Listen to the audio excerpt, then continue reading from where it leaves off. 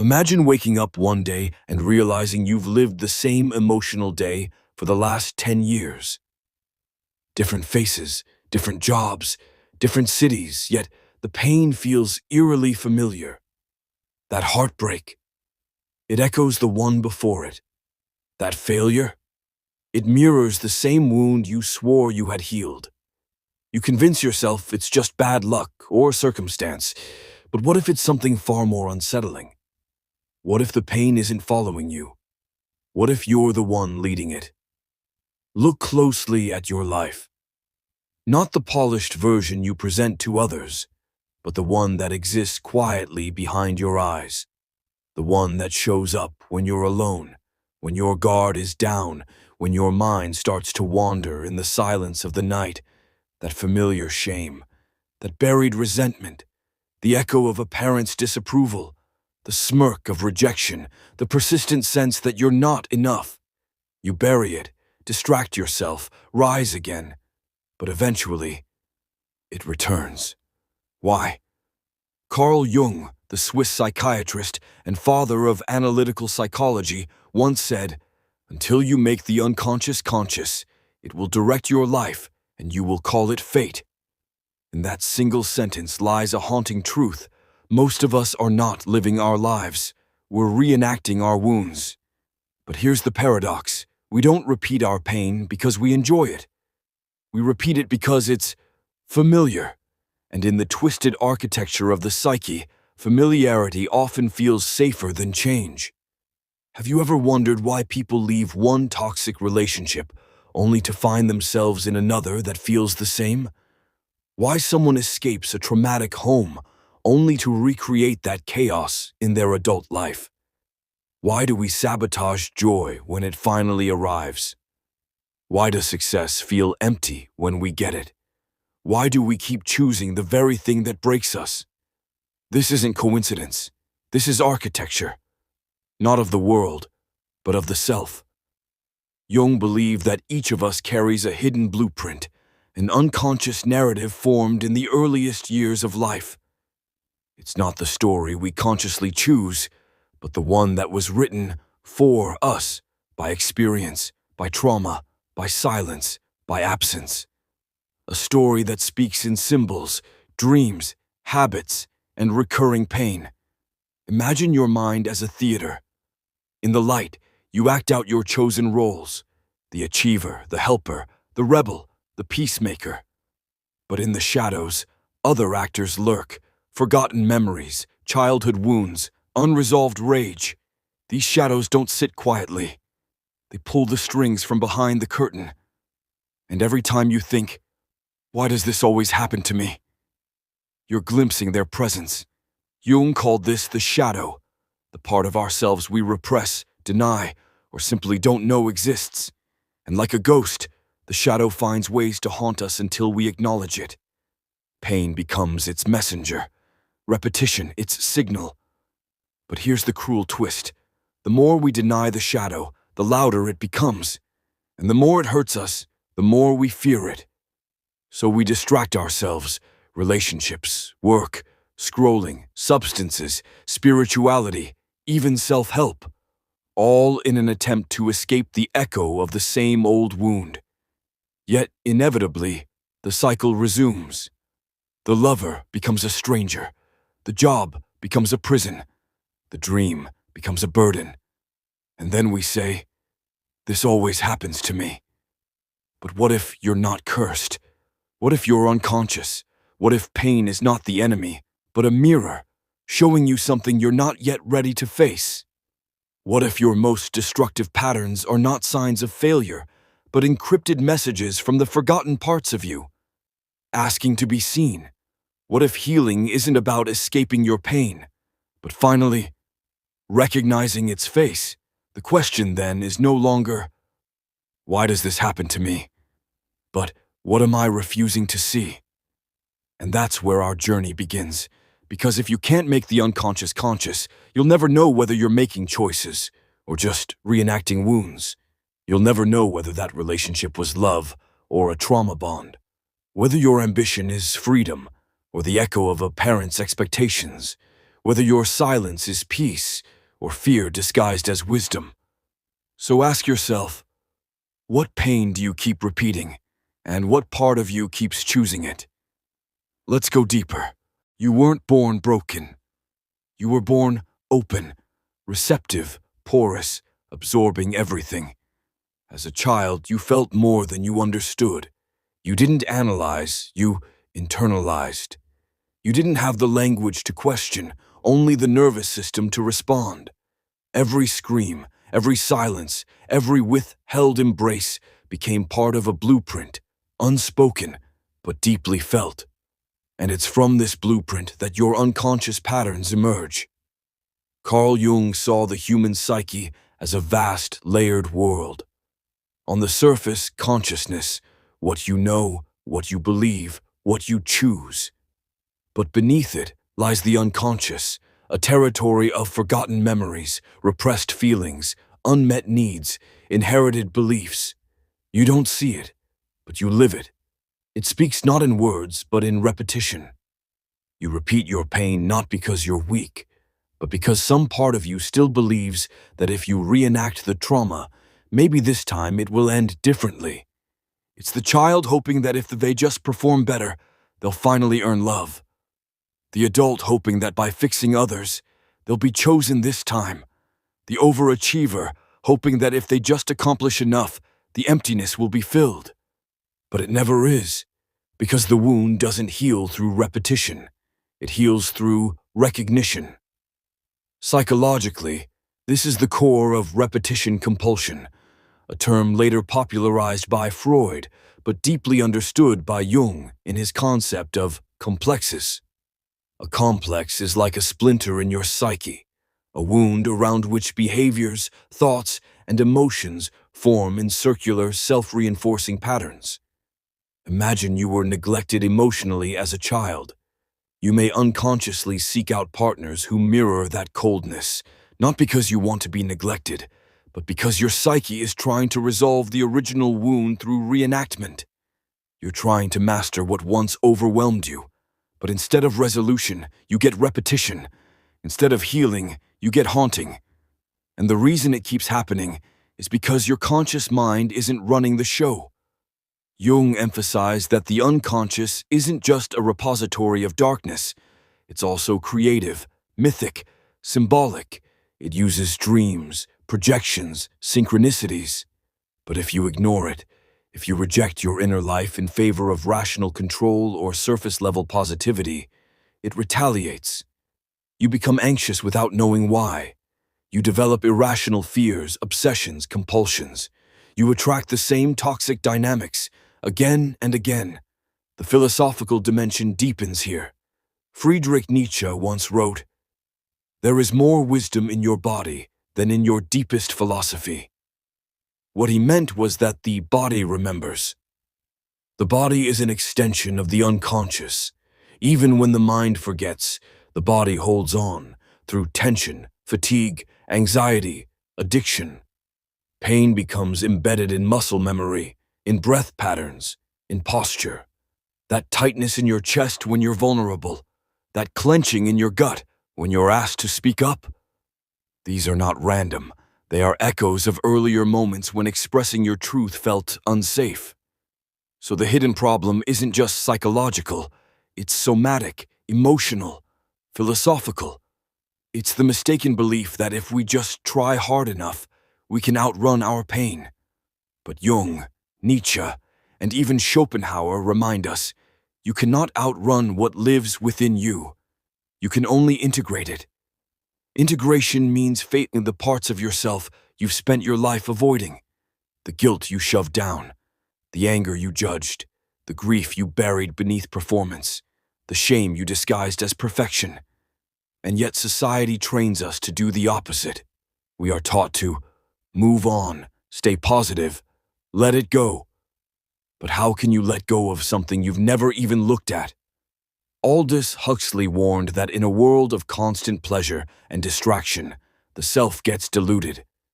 He envisioned a future where people wouldn't need to be controlled by force. They'd willingly surrender their depth for comfort. And here we are, constantly stimulated, endlessly distracted, tragically disconnected from our own unconscious. So we scroll instead of reflect, we consume instead of confront, we analyze others instead of asking, what part of me keeps inviting this? This is where Jung's work becomes not just psychological, but spiritual. The repetition of pain isn't punishment, it's a summons, a call to turn inward, a call to uncover the unhealed child, the forgotten memory, the repressed rage. The unconscious doesn't want you to suffer, it wants you to wake up, because beneath every repeated wound is a truth that has never been spoken. And until it is, you will return to it again and again, calling it fate, bad luck, or destiny. But it's none of those things. It's a mirror, a message, a map. The question is, are you willing to stop running long enough to read it? It's easy to think pain is something you experience and move through. But what if, left unexamined, it quietly begins to redesign your life? What if the job you took, the person you loved, the beliefs you defend, and even the way you walk into a room are all just branches growing from a single, unhealed root? The truth is, most people never question their suffering. They normalize it. They adjust to it. They build lives around it, not knowing that their decisions are being made not by desire, but by damage. You think you chose your partner. But what if you chose someone whose emotional distance feels just like home? You think you chose your career, but what if you picked something that constantly validates the fear that you're never good enough? You think your anxiety is just part of who you are, but what if it's the nervous system, screaming from years of emotional suppression? This is how the unconscious pain Jung spoke of begins to shape your outer world. It seeps into your values, your patterns, your expectations. You begin to see life not as it is, but as your wound perceives it. Cognitive biases, filters through which we interpret reality, start working overtime. Confirmation bias makes sure you notice every sign of rejection and ignore every sign of love.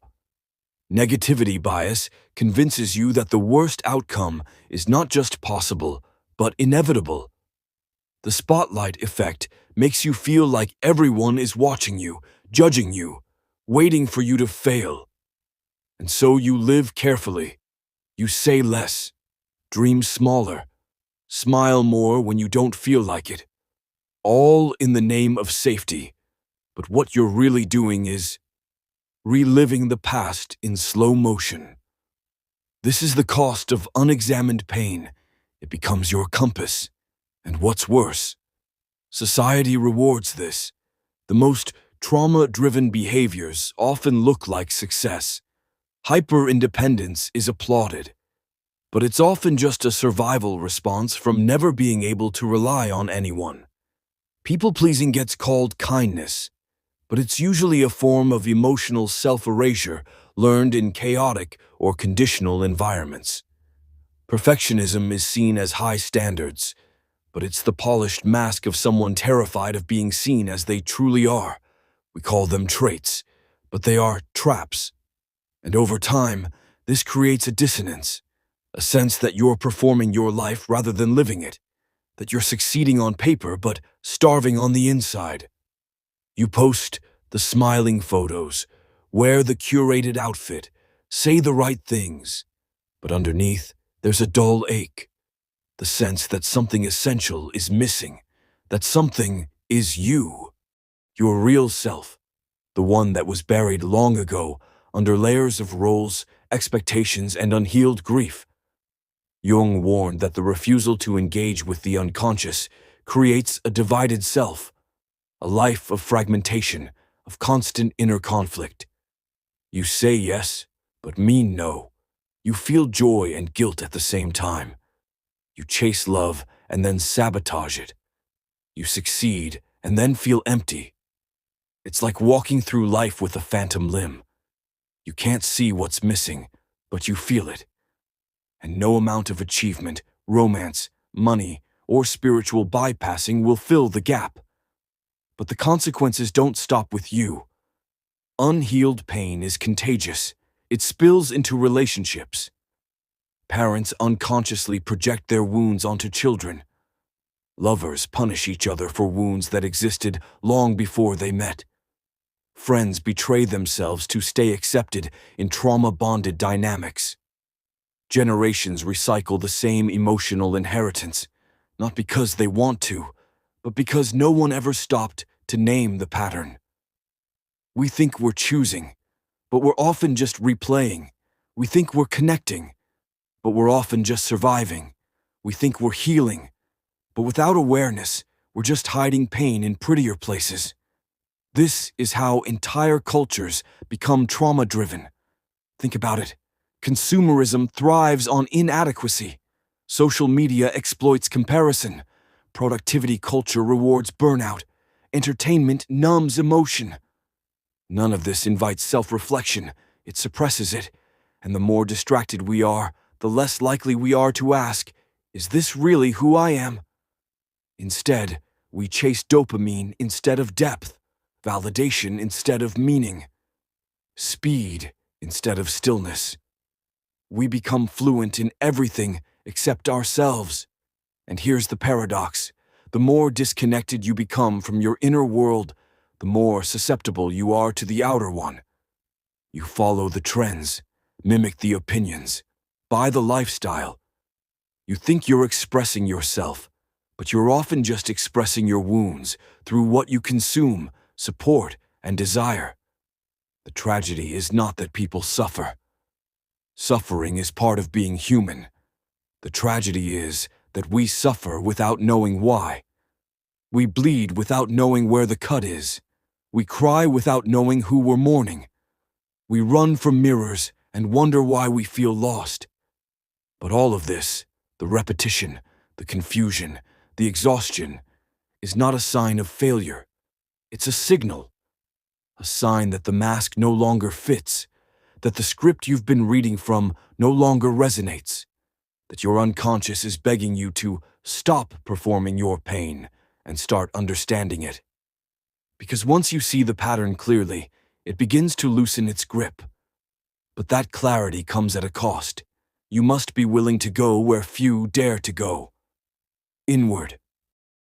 There comes a moment when the repetition becomes unbearable, when the ache becomes louder than the distractions, when the mask begins to suffocate instead of protect.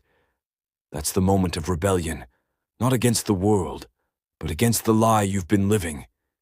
You don't break free by changing your job, your city, or your partner. You break free by turning inward and seeing clearly, maybe for the first time, what you've been carrying all along.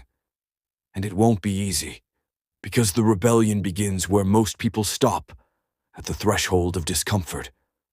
Carl Jung called this journey individuation, the process of becoming your true self. Not the version crafted by survival, not the persona shaped by social approval, but the authentic, unedited self that has always existed beneath the pain. It starts with an act that modern society rarely teaches: radical self-honesty. You sit with your emotional patterns like a detective, not to judge them, but to understand them. You ask, what am I constantly avoiding? Where do I collapse in the face of fear? Why do I sabotage when things start going well? What part of me is trying to protect me by repeating this pain?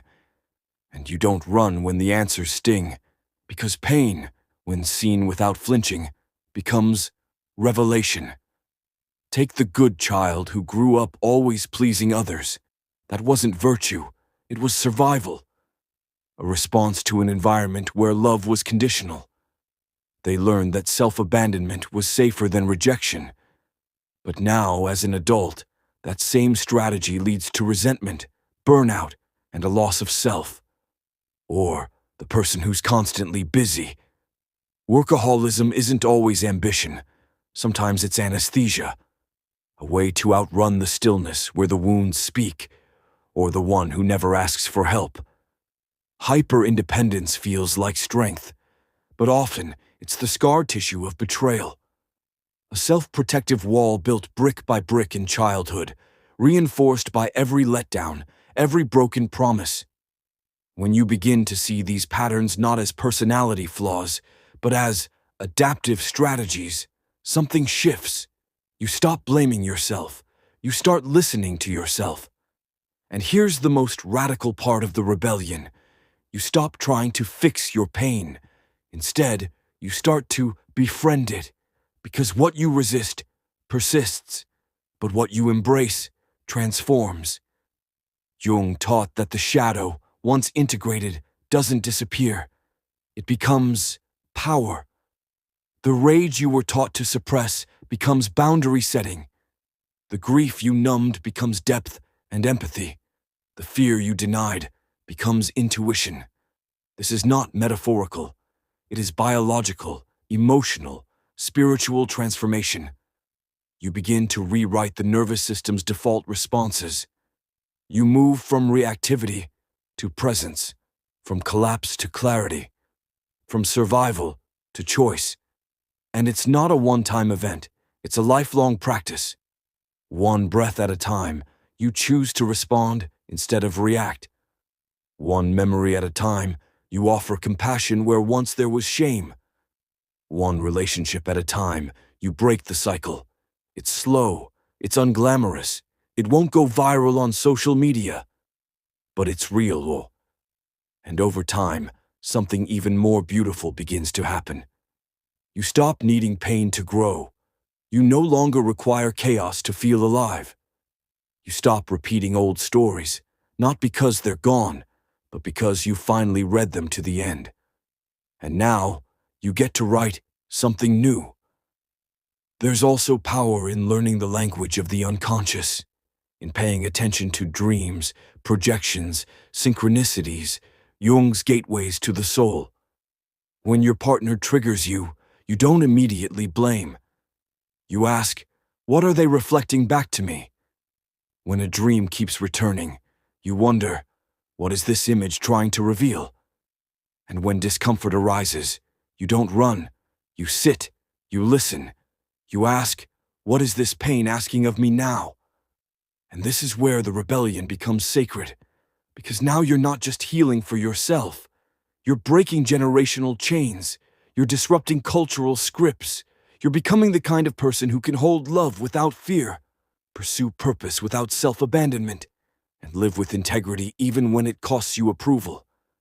You're no longer a slave to your unconscious. You're its translator. You become someone who walks through the world awake, seeing patterns, speaking truth, loving deeply. And when the old pain comes knocking, as it inevitably will, you don't let it in out of habit. You open the door, look it in the eye, and say, I know you, I see you, but you no longer run this house. This is what Jung meant when he said, one does not become enlightened by imagining figures of light, but by making the darkness conscious. The light isn't something you chase, it's something you uncover, beneath the layers of pain, shadow, and repetition. And once it's yours, no one can take it from you. What if your pain was never the enemy? What if it wasn't something to be cured, conquered, or cast out, but something sacred? A message from the deepest part of you, disguised as a wound. Carl Jung didn't view suffering as a glitch in the human experience.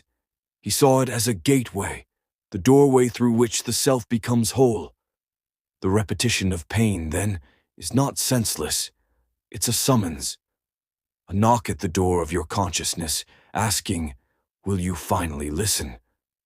And if you do, everything changes. The ultimate truth isn't that we suffer. It's that most of us never understand our suffering. We don't look close enough. We don't sit with it long enough. We're too eager to escape, too quick to numb, too afraid of what we might find underneath the noise. But beneath every repeated pattern is the same essential truth. You are still searching for the love you were denied. You are still avoiding the emotions you were punished for. You are still playing roles you never agreed to. You are still fighting battles that ended long ago. And here's the most powerful realization. You don't need to anymore. Because the past only controls you when you remain unconscious to it. The trauma only repeats when it goes unnamed. The pain only loops when you refuse to feel it all the way through. But the moment you witness it, really witness it, not through judgment, but through presence, it begins to dissolve.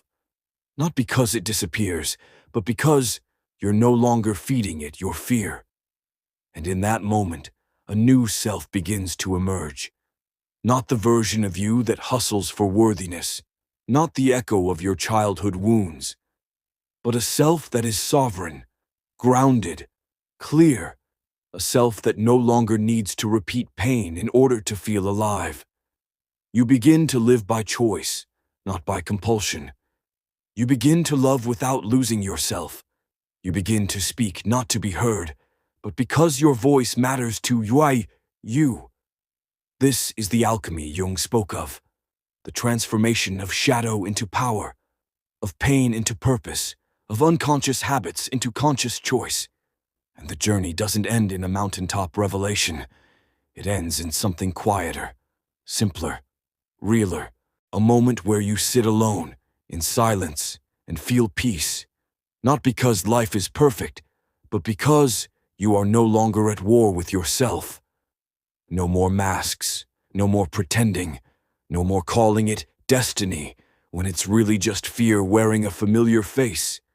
And perhaps the most poetic part, the pain that once ruled your life becomes the very thing that opens your heart to others. You begin to recognize it in the eyes of strangers. You sense it in the tone of someone's voice, in the tremble of their story. And because you've been there, because you've made the unconscious conscious, you can offer something few people can. Compassion without condition, presence without performance, love without agenda. This is how the repetition ends, not through control, not through perfection, but through consciousness. You become the author of your life again. You stop reading from the script your wounds wrote. You start writing something new, something true. And when people ask, "How did you change?" you won't say, "I fought my pain." You'll say, "I finally listened to it." You looked inward, and in the silence behind the suffering, you found something astonishing. Not a monster, not a flaw, but a child, a poet, a soul, still alive, still waiting, still whole. The ultimate truth is this: the repetition was never your prison, it was your path. The loop wasn't punishment, it was a signal that healing doesn't begin when the pain ends. It begins when the pattern becomes visible, when the mirror is no longer avoided, when the unconscious finally has a name. Carl Jung didn't offer answers. He offered direction. He didn't promise ease. He promised wholeness. And that wholeness begins now, not when your life is perfect, not when you've figured it all out, but when you choose to stop running. Because sometimes the most powerful thing you can do is simply turn around and face what's been following you.